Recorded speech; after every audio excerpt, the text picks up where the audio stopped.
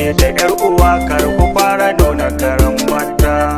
Ya ku dauke da yar uwa kar ku fara nuna karan mata. Shi dai lamari na duniya dan haƙuri ne, komai ya saki yawan fushi daure ki manne. Dangin mijinki rike duka ki haɗa da kanne, da kika yi haka uwar gida kin zamo fa jagorar mata.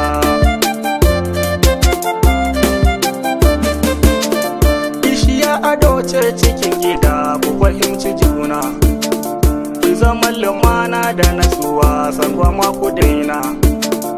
Ala mai gida walau